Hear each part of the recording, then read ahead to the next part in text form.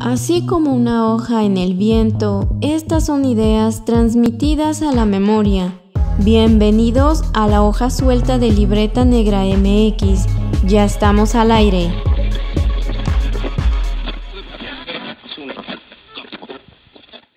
¿Qué hubo, comunidad? Bienvenidos a la hoja suelta en este gran cierre de nuestro ciclo de arqueologías del mundo. En esta ocasión les saluda su anfitrión Omar Espinosa de Libreta Negra MX. Síganos en todas las redes sociales y en todas las plataformas como YouTube, Spotify, iVoox, Apple Podcasts y Amazon Music para no perderse ningún contenido.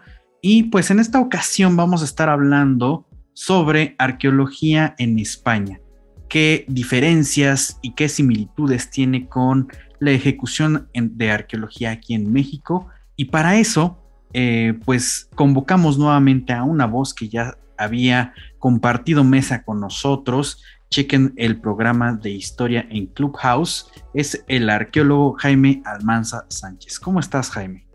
Buenas tardes aquí, buenos días allí en México. Por aquí, pues encantado de volver a compartir unos minutos con vosotros. Sí, está buenísimo que le demos seguimiento y además de temas específicos, nos da mucho gusto que estés nuevamente por acá. Y además hablando de algo que, bueno, pues nosotros siendo arqueólogos se nos hace súper interesante, como siempre, pero bueno, creo que este punto de encuentro entre las formas de hacer arqueología, de lo que percibimos como la propia disciplina y además de los temas que investigamos, muchas veces no se habla, es decir, estamos como pensando nada más en un solo punto y de repente se nos va, ¿no? Aquí en México, ¿no? Pues las culturas prehispánicas, que si Teotihuacán, que si Chichén, y pues no solamente es eso en el mundo, ¿no? Entonces, como lo hemos hecho en esta serie a todos y a todas las que han pasado por aquí, la pregunta inicial es, ¿qué es la arqueología para ti, Jaime? Bueno, a mí me gusta mucho una cita del manual que escribió hace ya bastantes años Cliff Gamble, que era el de Introducción a la Arqueología. Sé que en la traducción española no viene reflejado de esta manera, pero en el original inglés tenía uno que decía Archaeology is whatever you want it to become, ¿no? Entonces, básicamente es cualquier cosa que tú quieras, y yo creo que para mí, dedicándome como me dedico a la arqueología pública, pues era una buena definición, ¿no? de una disciplina que muchas veces trasciende todo tipo de fronteras disciplinares y obviamente geográficas. Eso está buenísimo porque empata mucho con lo que de repente comulgamos aquí en Libreta Negra. Ya lo hemos dicho en varias ocasiones, la arqueología no solamente es como la investigación del pasado más remoto e incluso podríamos estirar un poco ese argumento pensando que la arqueología no es únicamente el estudio tal cual de los objetos, ¿no? Porque eso es como, bueno, objetos y además un poco como esta búsqueda de tesoros. Creo que en realidad la arqueología moderna va más allá y comparte muchos temas e incluso pues la idea es generar interpretaciones de la sociedad un poco más en un rango más amplio. No sé qué opinas al respecto tú. Sí, a ver, si tomamos la definición más estandarizada, ¿no?, de lo que es la arqueología, que es el estudio de las sociedades del pasado a través de los restos materiales, pues ya nos dice un poco todo esto, ¿no? Porque claro, el pasado es ya, ¿no? En el momento en el que veáis esta entrevista, la entrevista ya será pasado, porque la estamos grabando unos días antes de que se emita, y eso ya hace este mismo momento, abril del 2022, pues un momento que podemos estudiar arqueológicamente, ¿no? Y al final la materialidad no deja de ser todo lo que nos rodea, y cuanto más nos acercamos al presente tenemos más registros, ¿no?, de otro tipo de cuestiones también inmateriales, que en algunos momentos pues, nos son también muy útiles y válidas para llegar a estas interpretaciones. Además, pues eso, aunque la arqueología comenzaba, recuerdo incluso esta carta del primer permiso arqueológico oficial en Herculano, creo que fue, en el que el rey Carlos tercero de España en aquel momento, no me acuerdo qué era, en Nápoles, pues daba permiso para que el arquitecto buscara piedras bonitas, ¿no? Y el interés real estaba en esa recuperación, pues de esa belleza clásica, más que en saber qué fue lo que pasó, ¿no? en aquel lugar. Y ahora lo que nos interesa es trascender precisamente, ¿no? a toda esa materialidad y conocer mejor cómo somos, cómo fuimos y cómo todo esto nos puede ayudar a ser, ¿no? en este futuro más y menos inmediato que tenemos por delante. Sí, efectivamente, y esto empata mucho con lo que estábamos platicando el domingo pasado, el domingo 24 de abril pasado, porque fue el segundo aniversario de Libreta Negra MX con presencia en YouTube y en redes sociales, y un poco lo que hicimos en una transmisión en vivo a través de Instagram fue que, pues, es eso, la trascendencia de la disciplina, de lo arqueológico, del estudio del pasado. Y planteábamos un poco que, o sea, sí, ¿no? Se investiga el pasado y por supuesto tiene paralelos con el estudio de la historia, con la antropología, pero realmente es un poco una búsqueda de nosotros mismos, de entendernos e incluso de generar posibilidades hacia el futuro, porque muchos de los temas son recurrentes, es decir, actualmente estamos enfrentando una crisis climática. Y pues solamente por mencionar un ejemplo, en Teotihuacán, pues uno de los factores del decaimiento de la ciudad de Teotihuacán es que hubo una crisis climática por la explotación del entorno más inmediato a la gran ciudad que existió en ese momento. Entonces, pues más bien vemos que la humanidad se tropieza 2 o 3 veces con la misma piedra, ¿no? Como que no aprendemos demasiado de nuestros errores. Pero bueno, ahí vamos a estar estudiando la arqueología, quizá para poner un poquito. Hace un momento estabas mencionando que tú te dedicabas un poco a lo que se considera como arqueología pública. De ese tema ya hablamos con Natalie Ann de la Torre, arqueóloga puertorriqueña, pero explícanos desde España, ¿qué es lo que se está haciendo de arqueología pública? Bueno, lo que se está haciendo, pues la verdad que cada vez más, por suerte, ¿no? Es cierto que es una disciplina muy joven. Yo recuerdo que llega a mis manos el primer libro de Nick Merriman en 2004, de recién publicado, y en aquel momento no había prácticamente ninguna referencia a esta temática aquí.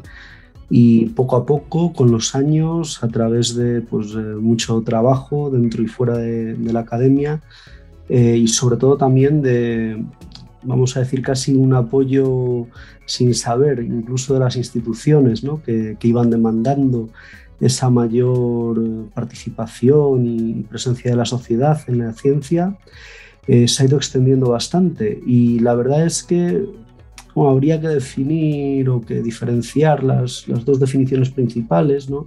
Esa que tiene que ver precisamente con la participación social en arqueología, de la que es el estudio más académico de las relaciones arqueología-sociedad, que es a lo que yo me dedicaría de una forma como más concreta, ¿no?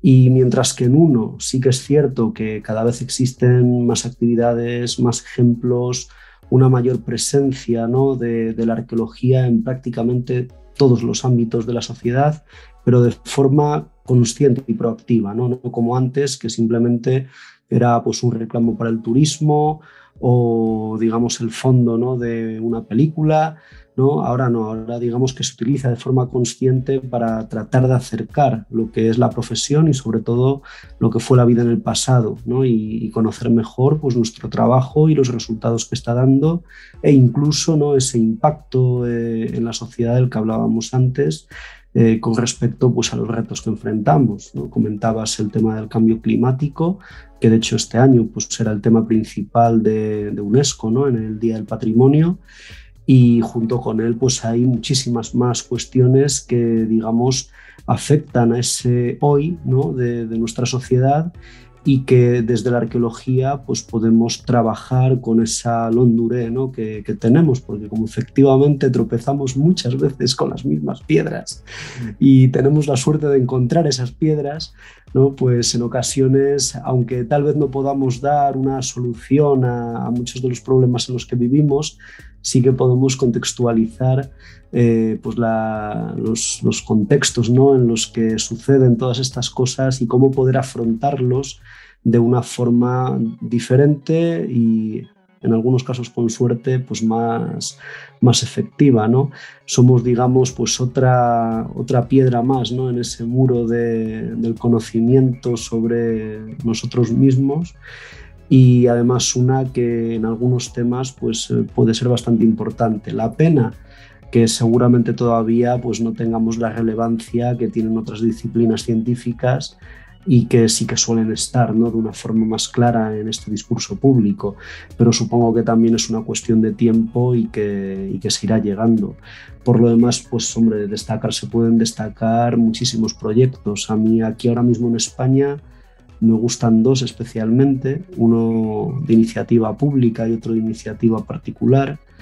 El primero es la colección museográfica Gilena en un pueblito de Sevilla, que surgió un poco de la iniciativa del ayuntamiento por tener un museo, junto con un grupo de reconstrucción histórica sobre Roma principalmente, pero también de otros periodos, que estaba en la localidad y en el entorno, vamos, porque afectaba a más localidades, y se ha terminado convirtiendo en un núcleo cultural súper interesante, ¿no? Dentro de la zona, y muy activo, con una presencia y participación de la gente fabulosa, ¿no? Y luego el otro, en Ávila, el MASAB, que es el Museo Arqueológico de la Sierra de Ávila. Y bueno, en este caso es pues una asociación, ¿no? Que empezó a trabajar en un par de yacimientos de la zona, y poco a poco, ¿no? Pues construyendo comunidad, fue colaborando con prácticamente todos los municipios del entorno, no solo ya la propia divulgación y participación de la gente de los pueblos, sino en básicamente toda la actividad cultural que se estaba dando en la zona.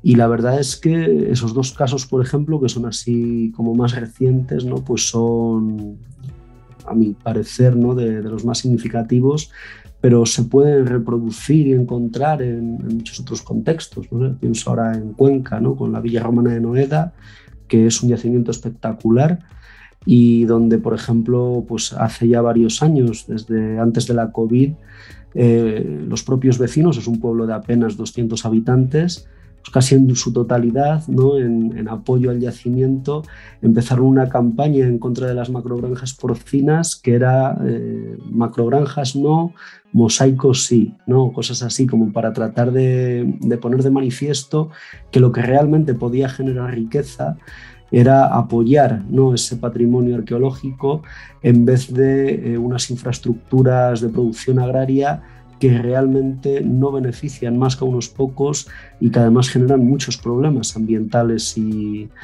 de otros tipos. Pero bueno, me voy callando, que como me ponga con la cuerda no paro. No, pues está bien, porque este podcast es un poco para soltar esa hilacha, para soltar y desenredar esos hilos de temas, ¿no? Entonces, aquí me llama la atención que ya empezaste a mencionar algunos yacimientos arqueológicos y algunos puntos.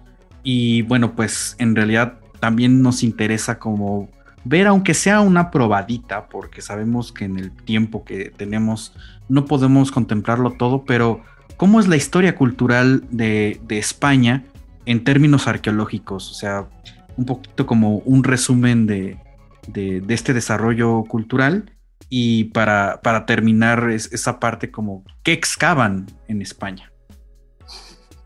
De todo. Aquí, por suerte o por desgracia, ¿no? Tenemos restos arqueológicos desde el Paleolítico inferior, con uno de los yacimientos más antiguos de Europa, si no el más antiguo, que, bueno, varios de ellos, de hecho, ¿no? El más importante es Atapuerca, pero hay algunos otros de las mismas cronologías en la península y vamos, también está trabajándose sobre ellos. Y a partir de ahí, pues ya vamos teniendo todas las fases tradicionales, ¿no? de la prehistoria y además pues varias colonizaciones mediterráneas, ¿no? Pues vinieron los fenicios, vinieron los griegos, luego pues todo el tema de la arqueología romana, que sigue siendo una de las más potentes, ¿no? dentro de la península, también porque la monumentalidad, ¿no? del patrimonio romano, pues claro, sería a lo mejor un equivalente, ¿no?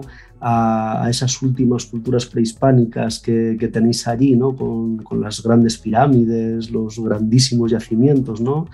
Y claro, pues esos serían como nuestros romanos, ¿no? Porque construyeron pues, ciudades enteras, ¿no? Y además con una calidad constructiva que hace que todavía las conservemos.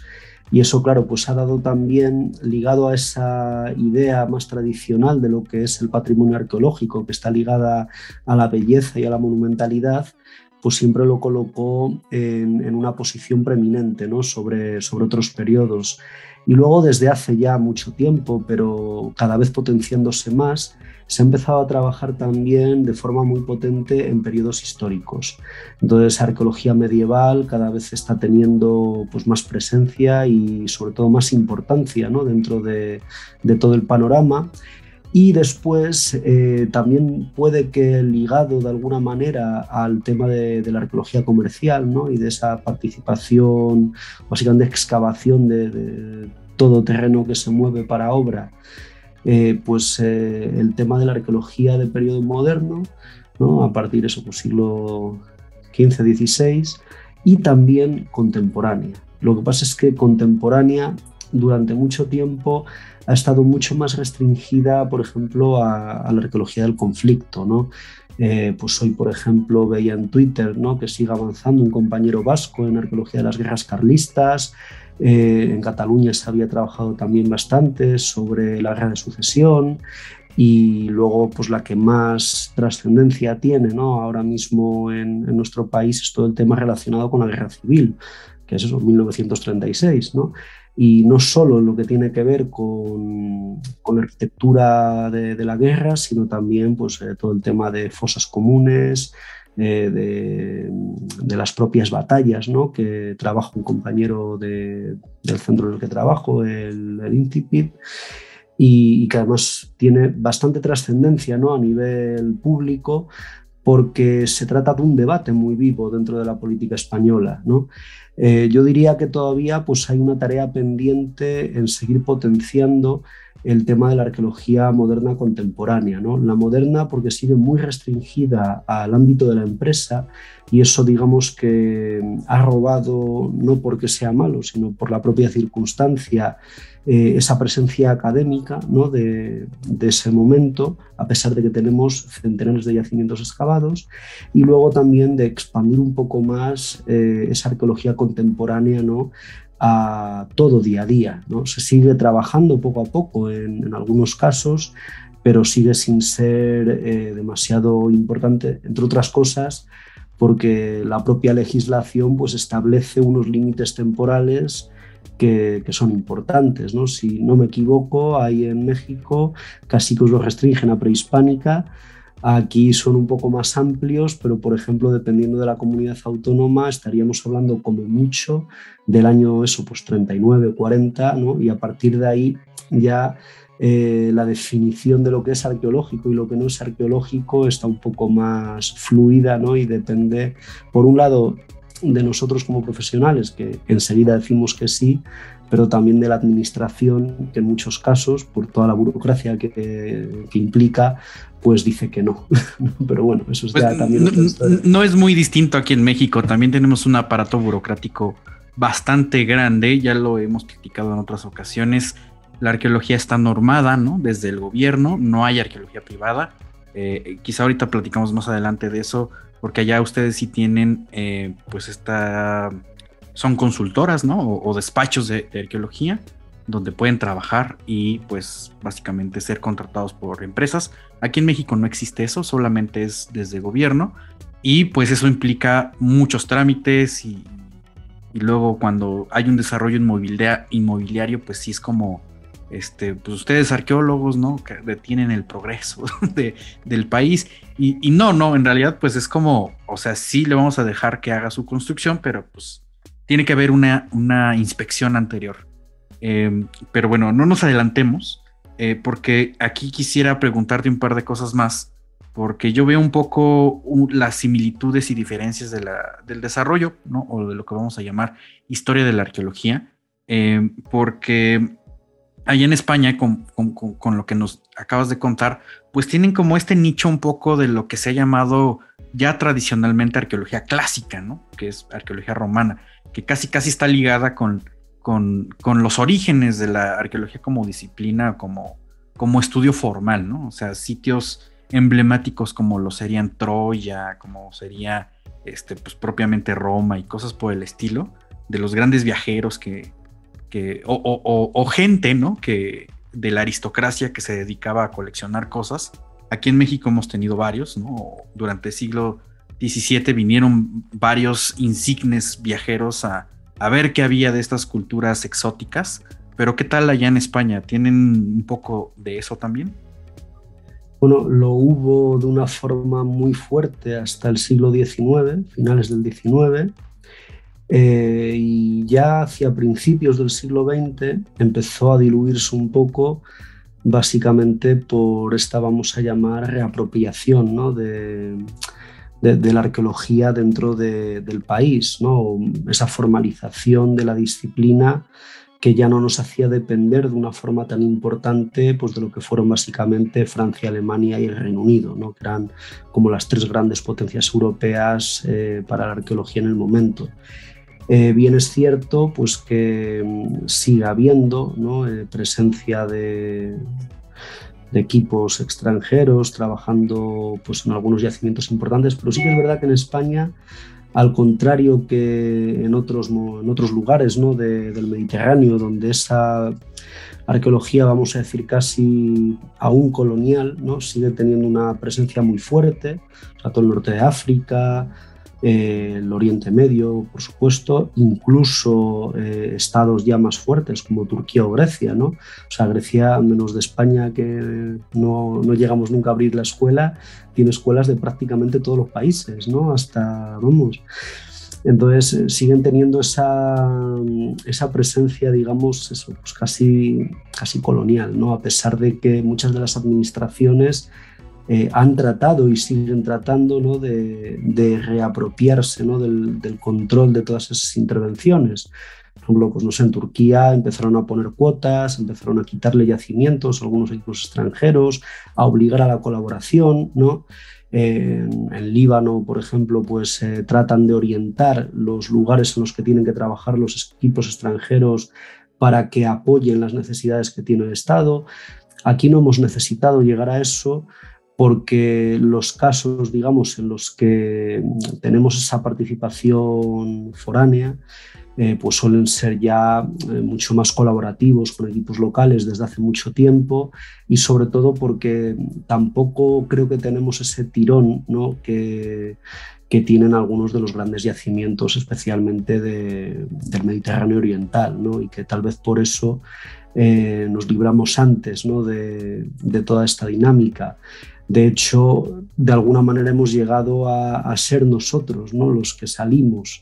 Y hace ya bastantes años pues, que el Estado español tenía un programa para excavaciones en el exterior, y hemos tenido una presencia bastante fuerte tanto en el Mediterráneo como en otros puntos de África, como en América, donde también ha habido bastantes misiones, ¿no? En las que se ha estado trabajando desde aquí. E incluso, bueno, algún caso ya más esporádico pues en el Pacífico y otros sitios de Asia, ¿no? Pero eso yo creo que también se debía un poco a ese cambio, ¿no? de la gestión que vino después de la dictadura. O sea, durante la dictadura de Franco, la arqueología española tuvo una época en la que estaba de alguna manera desconectada del resto del mundo, como el resto del Estado, ¿no? Y la vuelta al mundo, ¿no? A partir de los años, especialmente los 60, ya volvió de alguna manera con ese modelo nuevo que ya se termina de establecer en democracia, ¿no? Y es más, con todo el tema de la arqueología comercial, ¿no? Y de esa participación de empresas en obra y tal, se había diluido tanto la capacidad de trabajar en la arqueología más académica, ¿no? Cada vez con menos financiación y cada vez con menos posibilidad, que casi toda la fuerza de trabajo se fue a la empresa, ¿no? Y de tal manera que la arqueología se concentró mucho más en ese trabajo, digamos, de día a día relacionado con la obra pública y privada, principalmente pública, y perdió mucho foco, ¿no? De lo que era esa potente arqueología académica con la que había empezado, que sigue existiendo, ¿no? Sigue estando, pero claro, proporcionalmente a lo mejor representa, no sé, un 2, un 5% del total de lo que se hace.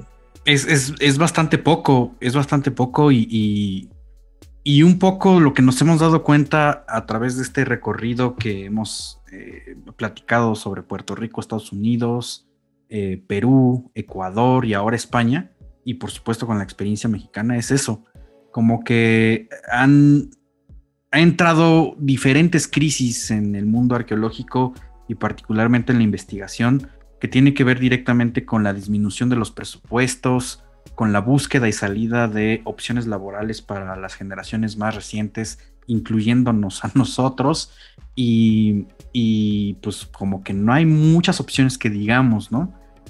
También tengo colegas que han salido, pues no sé, a estudiar una maestría, un doctorado en España, en Inglaterra, en Estados Unidos, en varios otros lugares fuera de México, y un poco es eso, como buscarle un poco, pero es interesante que pues adolecemos de lo mismo, ¿no? O sea, como que no tenemos tanta atención, ni siquiera mediática, no es una atención mediática, sino realmente muchas de las investigaciones pasan desapercibidas, y eso quizá sea nuestro talón de Aquiles para pues tomar en relevancia la arqueología.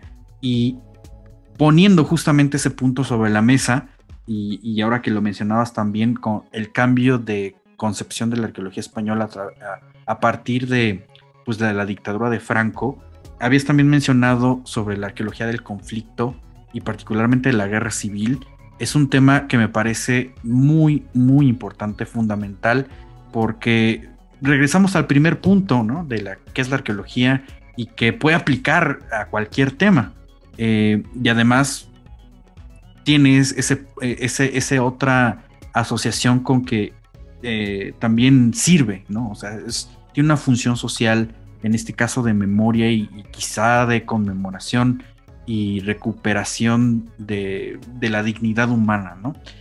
Por ahí en Twitter yo de repente sigo una cuenta que habla mucho justamente de arqueología de la guerra civil, y me parece impresionante la manera en que pues no solamente describen los objetos de los soldados o de la resistencia, sino pues también temas tan duros, tan complicados como lo son las fosas pues comunes. En tu percepción, ¿qué balance podemos sacar de esos temas, ¿no? Que son muy duros y que van cambiando, ¿no? La concepción social de estos periodos históricos tan complicados.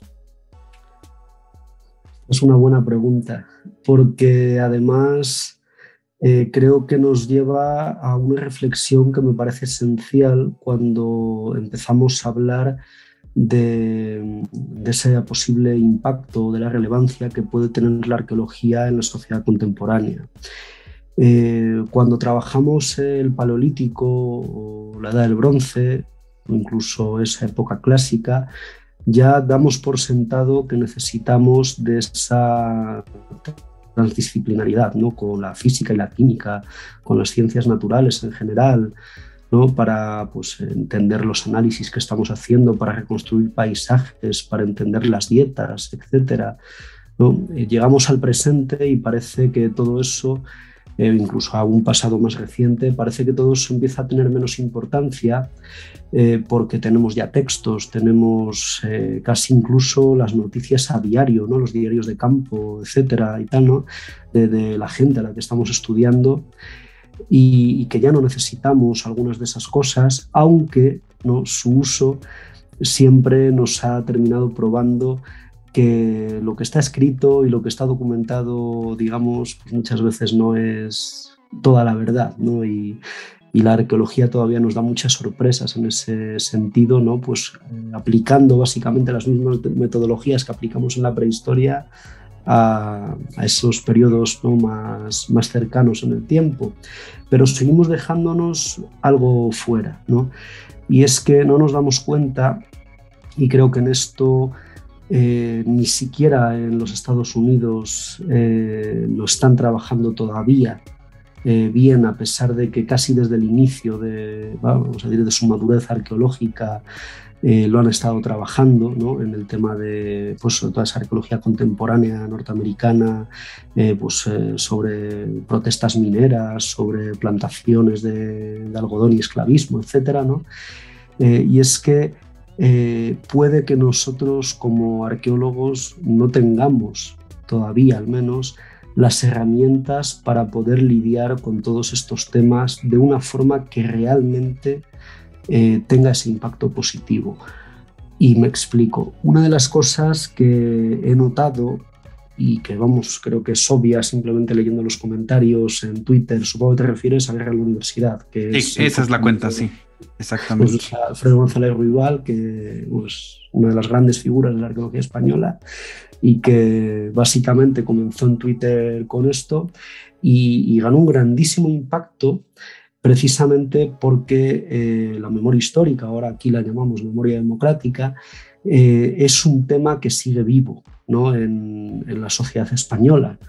Y no solo sigue vivo, sino que es un tema que sigue siendo muy conflictivo, ¿no? Tenemos una polarización política importante entre, digamos, esa vertiente más progresista que trata, ¿no? de recuperar, ¿no?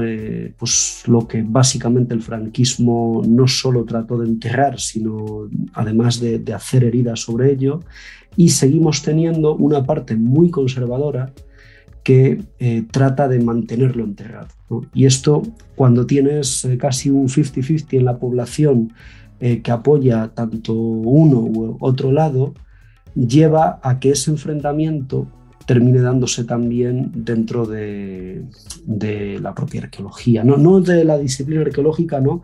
Sino pues de esta divulgación de la arqueología. Y entonces, si empiezas a ver, por ejemplo, los comentarios, pues tienes toda la gente que apoya, digamos, el trabajo que se está haciendo en este sentido y que reconoce la importancia que tiene, digamos, para traer, ¿no? Paz a todo ese proceso, ¿no? Pero sigues teniendo también a toda esa gente que continúa pues, malmetiendo, criticando y tratando un poco como de mantener esa postura, ¿no? Radical conservadora, ¿no? En contra de ese trabajo, ¿no? Y que ahí es donde creo que no hemos llegado todavía a ser capaces, ¿no? Y para esto entiendo que vamos a necesitar ayuda pues, del mundo de la psicología, de otras ciencias sociales y también de la comunicación, ¿no? De hacer que esos discursos que generamos y que realmente no ya creemos, sabemos que pueden ser útiles y necesarios para generar una transformación social en el presente, ¿no? Con este tema y con muchos otros, que sean transmitidos de una manera que de verdad, ¿no? Nos ayude a conseguir esto. Es decir, no podemos tener el mismo mensaje para un votante de Vox, que es el partido ultra más... No voy a dar adjetivos. De ultraderecha vamos a llamar. No voy a dar adjetivos en algo que os quiero haber grabado, aunque creo que ya lo he dicho también en alguna publicación, ¿no? Que tenemos aquí en este país. Pues no se puede utilizar ni el mismo discurso ni la misma estrategia que estamos utilizando con ese público que ya tenemos ganado y que realmente apoya el trabajo que hacemos, ¿no? Entonces tendremos que ver si existe algún tipo de estrategia, algún tipo de posibilidad para que toda la gente que sigue mirando así, ¿no?, a ese pasado traumático de España, pues amplíe la mira y se dé cuenta, ¿no?, de que lo que estamos haciendo no tiene que ver con un nuevo enfrentamiento, no tiene que ver con reabrir heridas, no tiene que ver pues con todo, ¿no?, lo que tratan de desprestigiar de este proceso, sino que realmente es un paso necesario, ¿no?, y que nos ayuda a crecer como democracia, ¿no? Pero claro, no somos sociólogos, no somos psicólogos, no somos realmente comunicadores, aunque tengamos más o menos éxito, ¿no? Y esto nos lleva a que a lo mejor está empezando a llegar el momento en el que tenemos que plantearnos pues estas estrategias comunicativas y educativas de una forma mucho más seria, ¿no? Y esto es uno de los temas, por ejemplo, en los que se incide desde Arqueología Pública y en el que todavía pues queda mucho trabajo por hacer, ¿no? Porque está muy bien divulgar, está muy bien la participación, pero tenemos que ser conscientes de qué estamos haciendo, de las consecuencias que tiene lo que estamos haciendo y del alcance real, ¿no?, al que llegamos. O sea, si el impacto que tiene de verdad está cambiando algo o simplemente está reforzando lo que ya tenemos y manteniendo fuera lo que nunca ha estado, ¿no?, que es uno de los problemas que tenemos a la hora de evaluar estos proyectos. No tenemos nuevas audiencias, no tenemos realmente, pues, por ejemplo, no cambiamos la opinión de nadie por lo general, ¿no?, si nos ponemos a pensar en pseudoarqueología, por ejemplo. O sea, los que piensan que las pirámides las construyeron los alienígenas van a seguir pensando que las construyeron los alienígenas, porque por muchas pruebas que le demos, todavía no sabemos, ¿no?, cómo llegar a ese tipo de público y no estamos haciéndolo de una manera que realmente pueda ser efectiva con ellos. Pues con el tema, por ejemplo, de la memoria histórica pasa lo mismo. Me tocas temas y puntos muy, pues, no sé si delicados, pero sí fundamentales en las cosas que hacemos, ¿no? O sea, y particularmente para qué hacemos las cosas, ¿no? Porque luego se nos pasa, y no solamente en tema de divulgación y de poner esto en redes y de hacer el video para plataformas de video, para podcast y lo que uno quiera, sino que consideramos, porque es un efecto positivista o de la corriente del positivismo, de que la ciencia, incluidas las ciencias sociales, en este caso la arqueología, pues no hay una tendencia política, cuando en realidad pues la arqueología y quizá el gran impacto social tenga una incidencia porque se tocan todos estos temas, y a mí me parece de manera personal que es ineludible tocarlos. Es decir, de una u otra manera, así sea de una sociedad de hace 1000 años o del presente más reciente, vamos a estar hablando de organización social, de sistemas políticos, de un entramado económico, de la vida cotidiana, y todo eso tiene que ver con ideologías políticas de apoyo para cierto sector o cierto grupo, y pues a veces nosotros mismos, desde lo que decimos, desde nuestra postura académica, desde nuestra propia formación y desde nuestro posicionamiento en redes, pues también tenemos, aunque sea, ¿no?, menor, pero un sesgo, ¿no?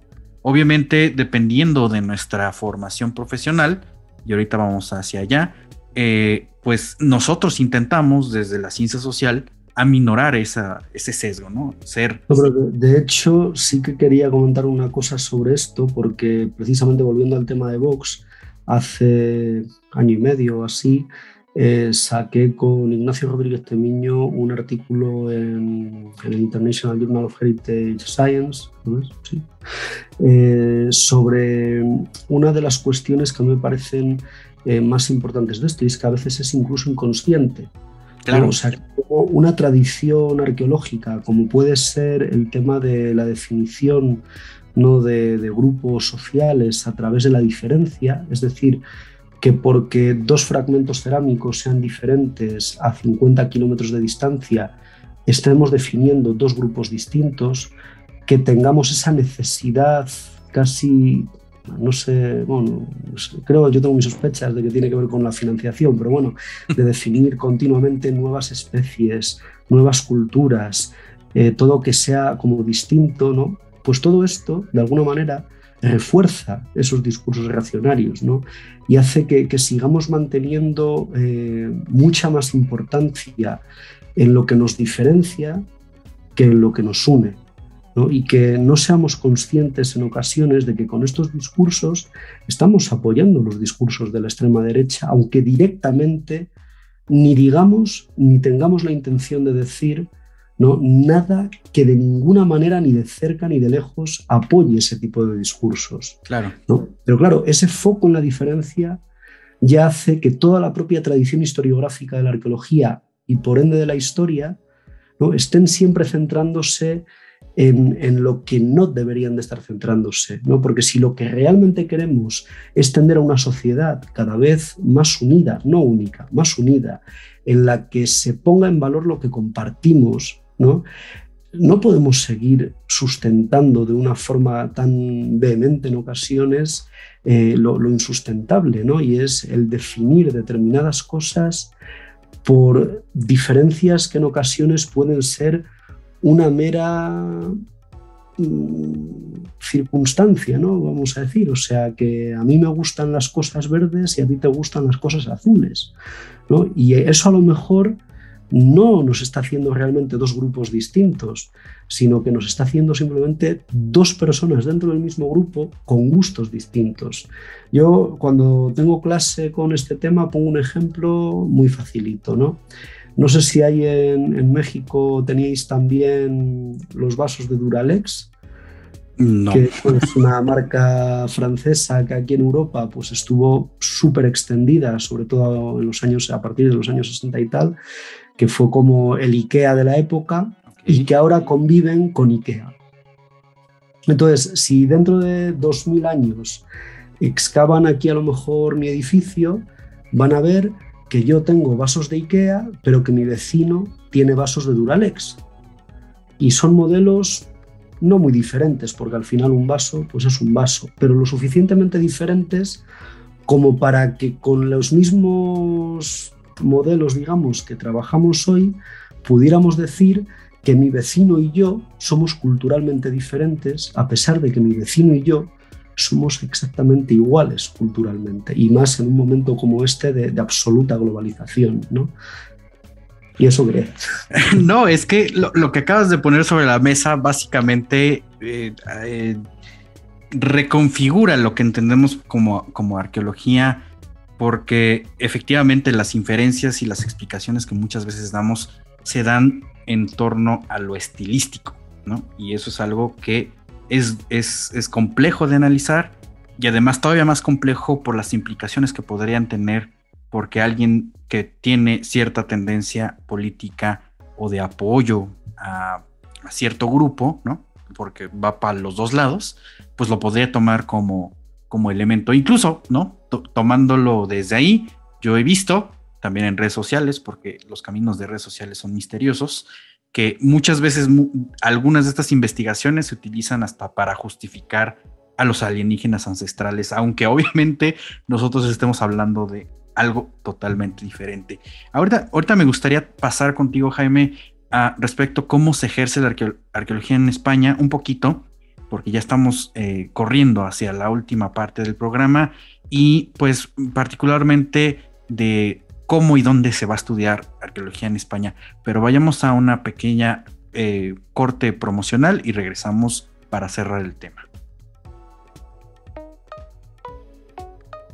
Hola, soy Daniel Salinas Córdoba y te invito a que escuches mi podcast Cuéntame Más, un programa de entrevistas quincenal en el que platico con especialistas de alrededor del mundo sobre sus investigaciones y proyectos en temas de patrimonio, arqueología e historia. Puedes encontrar todos los episodios en los perfiles de Libreta Negra MX en YouTube y también en plataformas de podcast como Spotify, Google Podcast y demás. Recuerda que todos juntos cultivamos memorias. Bueno, ya que estamos de vuelta, vamos a entrarle a esta parte. ¿Cómo es profesionalmente dedicarte a la arqueología en España y dónde se estudia, para que quien esté de ese lado o a lo mejor se quiera aventar el viaje hasta allá, pues sepa cómo es esta parte? ¿Se puede vivir bien de arqueología? Porque aquí en México cuesta bastante trabajo, para ser sincero. Se puede vivir bien, ya depende de las necesidades de cada cual, ¿no? Y del momento en el que nos encontremos dentro de nuestra carrera. Pero yo quiero ser optimista, ¿no? Siempre lloramos mucho y hay muchísimas cosas que hay que mejorar, y de hecho hay un montón de problemas estructurales en la arqueología que compartimos en prácticamente todo el mundo. O sea, no es solo de México, de España o de otros países, sino que son compartidas. Pero bueno, así haciendo un resumen muy rápido, la arqueología española se estudia básicamente ahora, desde el año 2010, en un grado de arqueología que comenzó a impartirse entonces. Antes había que estudiar historia con una especialización en prehistoria o antigua o arqueología, dependiendo del departamento. Y a partir de ahí lo que tenemos es un grado de 4 años, un máster que suele ser de 1 año, y el que quiera, pues un programa de doctorado que dependerá del formato, pero suele estar entre los 3 y lo que tardes en hacerlo, porque hay gente que tarda, yo por ejemplo, 10 años, ¿no? Pero bueno, mínimo lo normal suelen ser 4 o 5 años al menos, ¿no? para completarlo.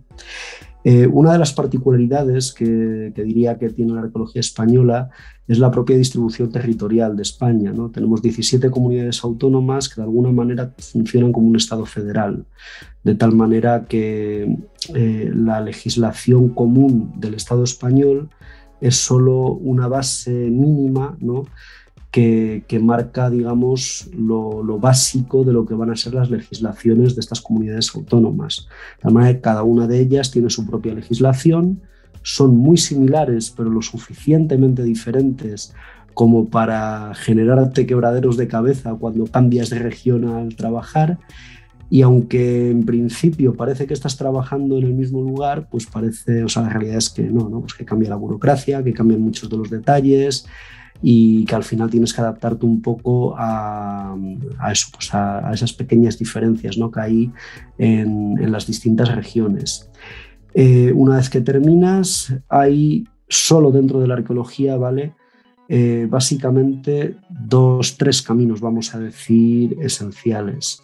El primero es la oposición a alguno de los cuerpos, digamos, en los que se suele entrar dentro de la arqueología. El principal es el de conservadores de museos, que es donde van muchísimas compañeras que han estado trabajando y compañeros, porque es el que te permite llegar tanto al Ministerio de Cultura como a las administraciones regionales, como a los museos, ¿no?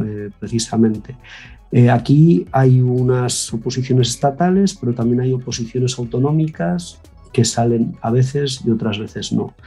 A nivel autonómico hay también oposiciones para arqueología específicamente, por ejemplo en Andalucía, pero también son como a lo mejor una vez cada 5 o 10 años, ¿no? No es continuo. La única que está prácticamente asegurada últimamente es la de museos, la estatal, que sí que suele haber al menos 20 o 30 plazas cada año en los últimos años.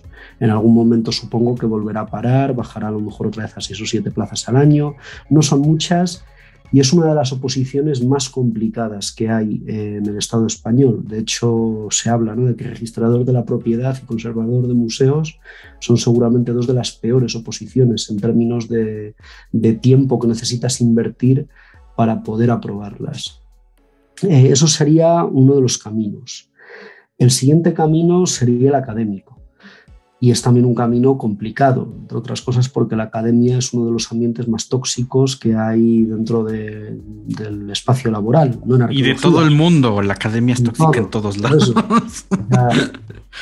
Es un espacio en el que si no tienes la suerte de aterrizar en un departamento, en un instituto, que de verdad tenga un buen ambiente, pues puede sufrir mucho, ¿no? Y hay mucha gente, de hecho, que lo deja, que no quiere continuar, que no le compensa, genera muchísimo estrés, o sea, no tienes horarios, incluso no tienes algunos derechos básicos de cualquier trabajador, porque la ley de la ciencia te cambia en España, ¿no?, algunos pequeños detalles que poco a poco se van recuperando, pero que va a costar.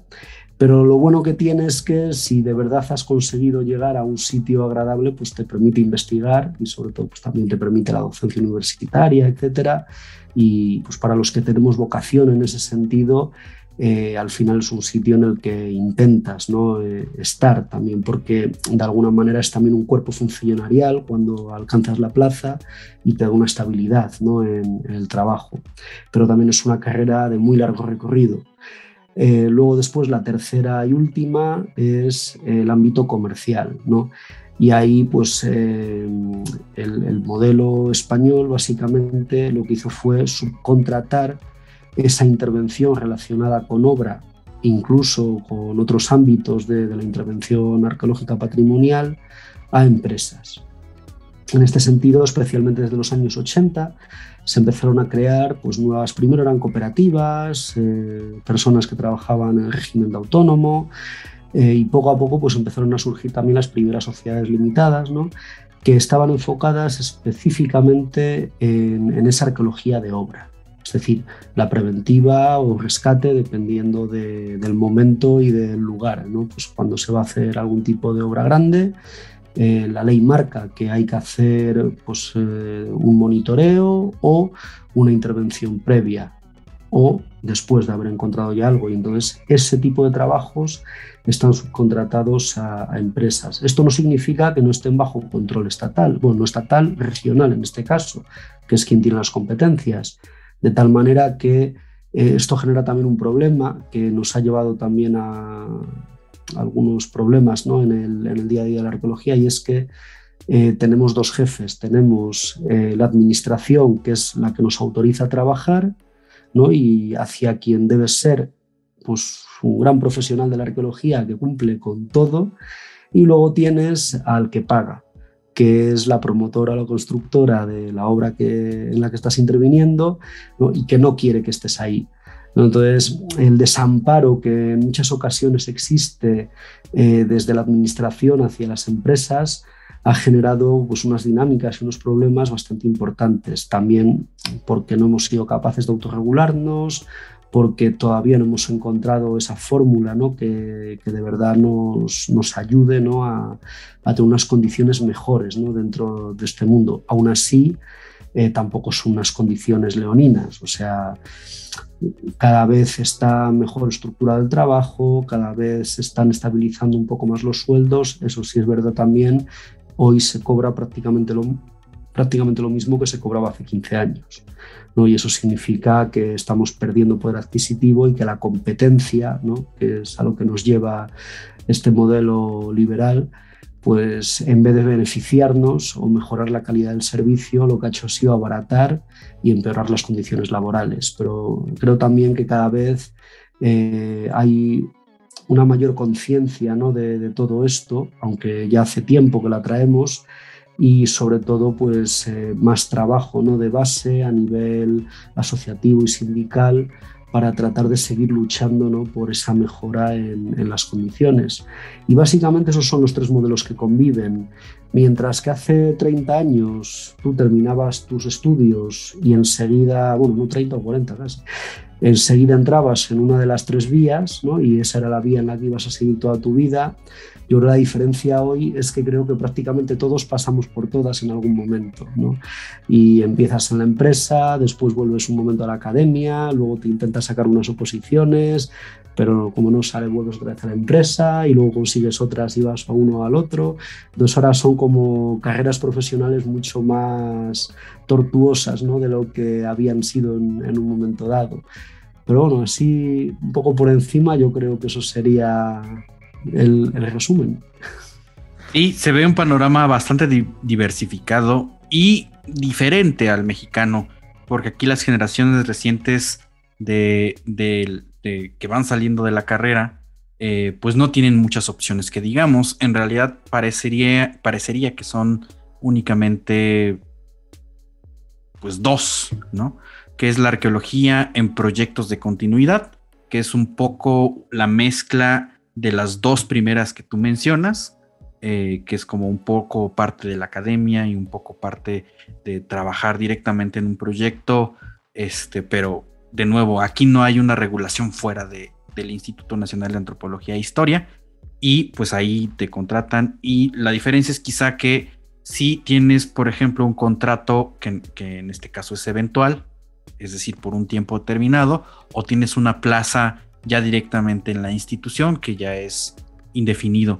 El otro tipo de arqueología, pues es la arqueología de salvamento y rescate, que esa a veces tiene fondos públicos y también tiene fondos privados, pero es porque normalmente las empresas constructoras o que desarrollan los proyectos inmobiliarios tienen que pagar esta parte del trabajo. Pero en realidad también es un proyecto que se gestiona directamente desde la parte de gobierno, que es un poco como lo que tienen allá en lo que mencionas de la arqueología comercial, pero aquí no es directamente comercial. O sea, yo no puedo ir con la constructora y decirle, usted tiene que hacer un salvamento aquí, contráteme. Es decir, a nosotros nos convocan directamente desde el Instituto Nacional de Antropología e Historia, que tiene sus pros y contras, ¿no? Pero también vemos esta situación de la economía liberal. Acá se ha manejado mucho el término neoliberal y pues también es una situación donde los sueldos no suben, pero todo lo demás sí. Entonces, pues es una situación con la cual se lucha constantemente y por lo cual, a pesar, mejor dicho, nosotros que luego no tenemos la posibilidad de una plaza o de un proyecto o de un trabajo de continuidad, pues sí andamos saltando como de un lado a otro. O quien, pues por sus posibilidades, pues se mete a seguir estudiando y pues a lo mejor por ahí consigue algunas otras oportunidades. Ya para concluir, Jaime, porque se nos termina el tiempo, la pregunta final sería, pues, ¿qué le hace falta a la arqueología española para mejorar? Bueno, para ir a lo rápido, colectivo, es lo que siempre digo. O sea, creo que aunque parece que las nuevas generaciones menguan el problema un poco, la arqueología ha sido y en alguna forma sigue siendo una profesión cainita, ¿no? Y parece que vamos los unos contra los otros en vez de tratar de ir de la mano. Muchos de los problemas que tenemos dentro de la profesión se pueden solucionar simplemente con que nos pongamos de acuerdo, porque dependen de nosotros. O sea, la regulación de precios depende de que no haya mañana otro que te diga que él lo hace un 40% más barato, sino de marcarnos unos límites, ¿no? Y de decir, mira, estos van a ser los salarios básicos, ¿no? Como en un convenio colectivo, y que ese salario básico no sea decir vamos a hacer ya como institucionalizar los 1.000 euros, ¿no? Porque, joder, no tenemos que olvidar que somos una profesión muy especializada. O sea, la arqueología no es algo que pueda hacer cualquiera, por mucho que se piense, porque la arqueología en sí no es excavar per se, o sea, no es mover tierra. La arqueología es saber cómo tienes que mover esa tierra para poder obtener los datos que necesitas para interpretar el momento en el que estás trabajando, ¿no? Y eso es una cosa que debería estar un poco más valorada profesionalmente y que somos nosotros los primeros que no lo valoramos, ¿no? En el momento en el que parece que rechazamos que somos una dirección de obra, igual que puede ser la dirección del proyecto inmobiliario que hay en la misma parcela en la que estamos, ¿no? Y que parece que tenemos ese complejo de inferioridad con respecto a arquitectos e ingenieros, cuando estamos a su mismo nivel. Y sobre todo cuando nuestro trabajo es esencial para que ellos puedan continuar con el suyo, ¿no? De tal manera que creo que ahí tenemos que superar, ¿no?, esa especie de complejo y unirnos, ¿no? Y unirnos en un colectivo lo suficientemente fuerte como para poder llevar todas nuestras reivindicaciones, no digo ya a buen puerto, pero al menos al mismo sitio, ¿no? Porque muchas veces, además en España, con la politización autonómica, se están haciendo cosas muy similares en distintos lugares y parece que no llegamos a nada. Hace ya algunos años, pues 3, yo creo, justo antes de la pandemia, echó a andar la PEPA, ¿no?, que era la plataforma de profesionales de la arqueología de España, bueno, plataforma española de profesionales de la arqueología. Y por primera vez, ¿no?, ahí parece que se ha tratado ya de hacer esto a nivel estatal, ¿no?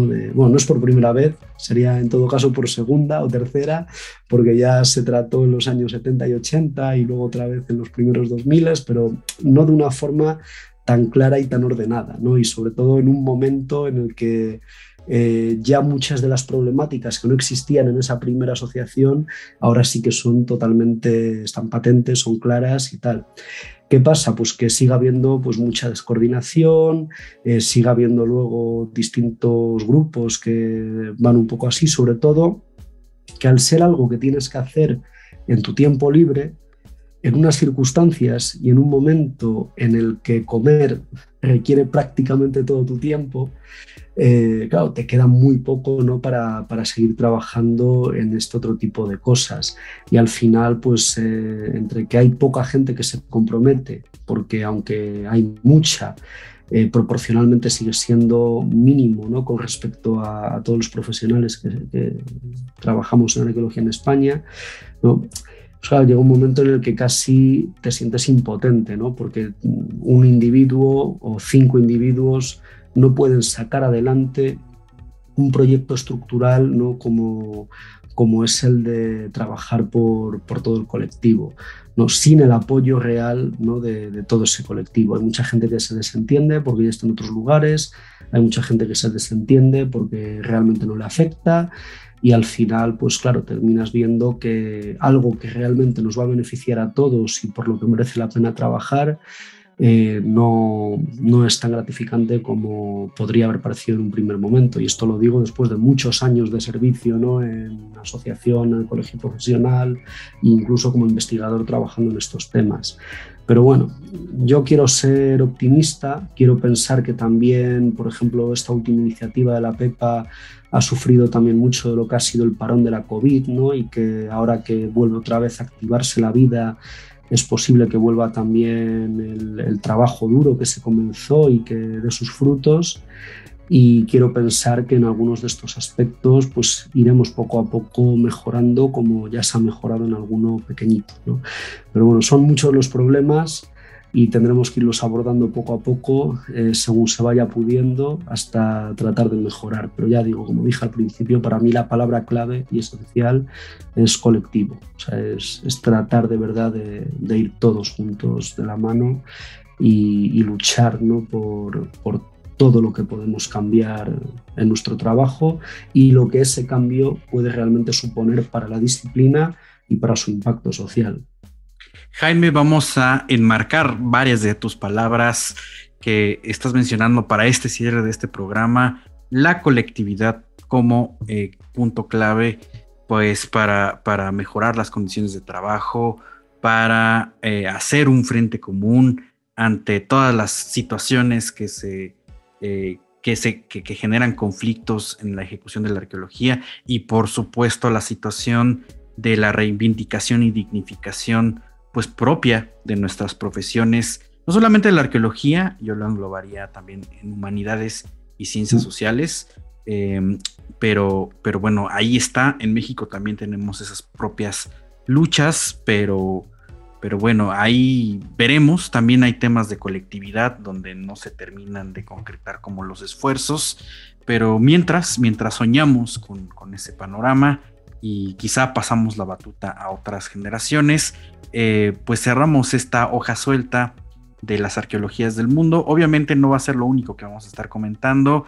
A mí me rebota mucho lo que acabas de comentar con este proyecto que están encabezando en España, porque pareciera una tendencia. Si regresan a los programas donde platicamos con Fernando Mejía de Ecuador y con Verónica Chirinos en Perú, ahí mismo también se ha dado esta iniciativa pues de hacer un registro de los trabajos y de los profesionales en arqueología en esos países. México tiene un poquito de eso, en realidad no tanto como debería, y enhorabuena que lo están haciendo en España porque es muy necesario saber cuántos somos, quiénes somos, en dónde estamos, qué estamos haciendo y quizá tener un control un poco más refinado de las investigaciones para ver para dónde nos hacemos. Muchas gracias, Jaime, por brindarnos pues esta visita nuevamente a Libreta Negra MX. Nos fascina que estés por aquí. Y pues para los escuchas, para nuestra querida y estimada comunidad, ¿dónde te pueden encontrar? Bueno, yo lo tengo muy fácil, @Jaime Almansa. He puesto el mismo para todo. Si estoy en algún sitio es con ese nombre. De todos modos son muy fácil de encontrar, así que quien de verdad me busque no va a tener demasiados problemas. Así, sencillo y al punto. Pues ahí sí que se quedaron con alguna duda o les interesa contactar a Jaime pues para alguna colaboración o dudas de seguimiento, ahí ya lo tienen. Y por supuesto, no olviden seguir a Libreta Negra MX. Estamos en Twitter, en Facebook y en Instagram. Y por supuesto, todo el contenido en YouTube, Spotify, iVoox, Apple Podcast y Amazon Music. Aquí vamos a dejar las arqueologías del mundo. En la próxima semana, pues ya estamos en el mes de mayo. Y recuerden que el mes de mayo se caracteriza porque se celebra, se conmemora el Día Internacional de los Museos y vamos a estar preparando materiales para eso. Entonces estén pendientes, pónganle clic a la campanita para que no se pierdan de ninguna actualización y nos vemos la próxima semana con otro gran tema. Gracias, nos vemos. Gracias.